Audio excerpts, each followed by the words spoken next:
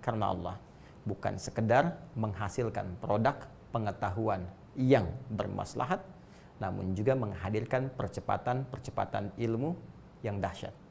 Nah, bikin status. Nah, jadi ini poin pertamanya, niatkan karena Allah lillah. Karena itu silahkan cek, demi Allah saya katakan, silahkan cek ulama-ulama terdahulu, ulama-ulama klasik, baik yang bergerak di bidang syariat yang kita kenal, ya, Al-Imam misalnya Abu Hanifah, Al-Imam Malik, Imam Syafi'i, ya, Imam Ahmad bin Hanbal rahimahumullahu jami'an. Ya, saya mengambil periode yang agak di masa-masa emas, ya, yang kalangan salaf tapi di akhir-akhir, sehingga lebih dekat kepada generasi-generasi setelahnya. Kalau sahabat sampai ke Nabi nggak usah ditanya, itu udah otomatis niatnya sempurna itu, ya. Insya Allah sempurna, karena itu di ilmu hadis al-ashab kulluhum udul, semua sahabat tuh kategorinya adil semua, karena niat baiknya luar biasa, tak tergambarkan, ya. Sedang nggak butuh aja bisa ngasih orang. Wa yu'thiruna ala anfusihim walau kana bihim khassasah, di Quran surah 59 itu ayat 9 sampai 10, itu kan dahsyat. Tapi generasi setelahnya ini yang mau saya sampaikan, dengan niat yang sangat luar biasa, baik di ilmu syariat ataupun di ilmu umum yang punya produk-produk yang abadi sampai dengan kini. Ya, Ibnu Sina, Al-Kindi, Al-Farabi, Al-Khawarizmi, ya, Al-Battani, Jabir bin Hayyan dan seterusnya. Produknya bahkan sampai kini memberikan maslahat bagi kehidupan manusia di muka bumi. Apa yang mereka lakukan sejak awal ini membangun semua persepsi ilmunya didasari dengan niat yang tertancap kuat, mengakar di jiwa mereka, menjulang ke langit, yang mereka niatkan hanya untuk Allah saja, untuk ibadah. Ini keperluannya. Jangan takut ya, kalau niat kita sudah ibadah, dunia pasti ikut. Tidak sebaliknya. Karena itu kata Ibnu Qayyim al-Jauziyah, menghadapi dunia itu jangan diikuti kalau dunia itu dikejar seperti bayangan. Nggak akan pernah kita dapati, nggak akan pernah kita lampaui. Ayo besok kalau nggak percaya kejar bayangan tuh, balapan lari sama bayangan. Anda capek sendiri, ya. Maka bagaimana caranya? Berbalik. Tinggalkan, maka bayangan akan mengikuti. Pun demikian, ketika kita niatkan semua apa yang kita kerjakan dari pengetahuan sejak mulai di bangku sekolah, niatkan lillah, niatkan untuk berkhidmat dalam kebaikan. Niat karena Allah itu satu punya nilai ibadah, yang kedua punya nilai-nilai kebaikan. Nanti Allah akan bimbing ilmu kita menjadi maslahat, jadi manfaat. Ya, itu bedanya, ada berkahnya. Ya, ziyadatul khair, bertambah nilai kebaikannya. Dari mulai tingkat sekolah sampai ke kampus, Anda belajar di kampus manapun. Silahkan, di kampus umum gak ada masalah. Anda belajar fisika, matematika, kimia, biologi, ya, apapun Anda bisa pelajari. Nanti setelah Anda lulus dari itu semua, ketika niat Anda benar, Allah akan berkenan membimbing dengan ilmu itu melahirkan karya-karya yang bermanfaat. Anda seorang arsitek, bikin bangunan-bangunan yang bermanfaat. Ya, selain rumah ibadah, bikin kantor-kantor yang baik. Nanti insting itu akan dibimbing oleh Allah.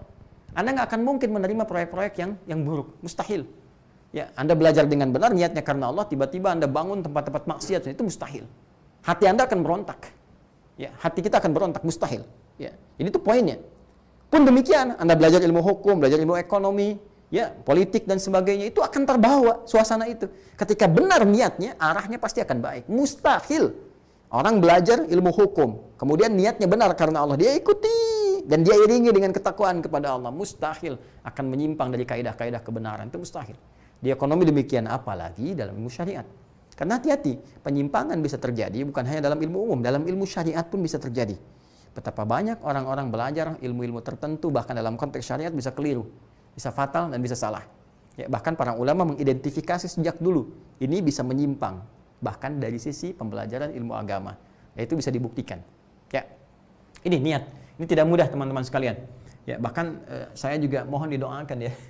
Mohon dengan sangat didoakan para ustadz, para kiai, para habaib, ya, ulama-ulama kita, ya, baik yang personal maupun tergabung di komunitas, ya, di ormas, baik MUI atau ormas-ormas tertentu, doakan, karena nggak mudah pelihara niat ini.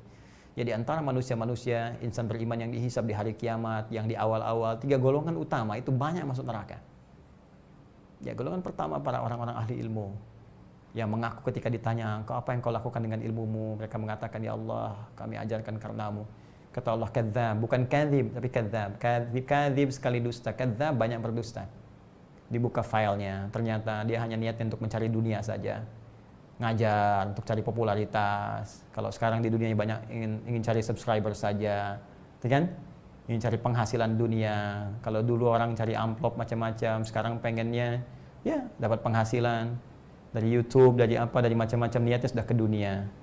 Baik ya. Nah, secara kaidah kalau keduniaan itu pilihan, ya. Tapi kaidah akhirat ketika semua difokuskan ke dunia, akhiratnya nggak dapat.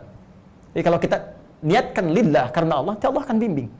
Dunianya dapat sekaligus dan diarahkan dari dunia itu untuk produk yang bermaslahat lagi.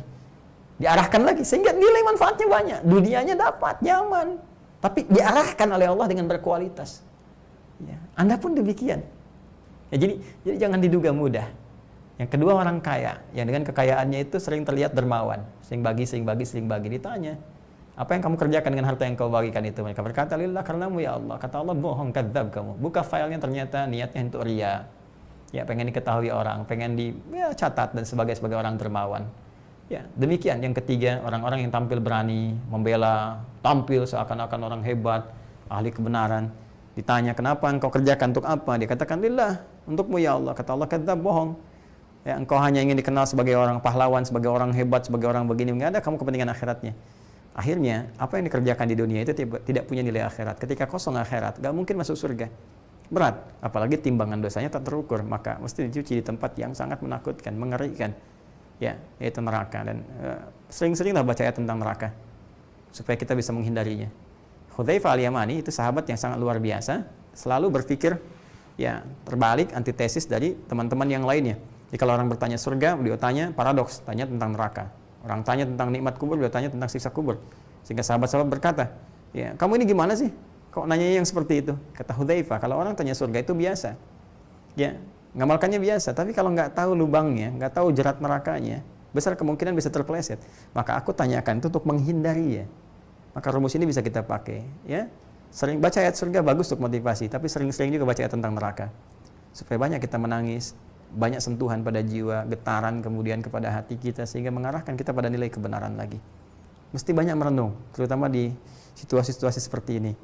Ya, boleh jadi Allah berkehendak untuk mengembalikan kita pada fitrah yang benar itu, pada fitrah yang lurus, untuk kembali kepada Allah. Disadarkan, kamu ini sehebat apa, sekuat apa sih? Makhluk kecil aja nggak bisa kamu tangani, terus kamu ingin hebat, merasa lebih hebat daripada Allah, merasa lebih hebat daripada ketentuan-ketentuan Allah. Ya, nilai-nilai kebaikan nggak tampak dalam dirimu. Kalau dengan yang kecil aja kamu belum bisa mengatasi, lantas di mana keangkuhanmu? Kamu masih ingin angkuh?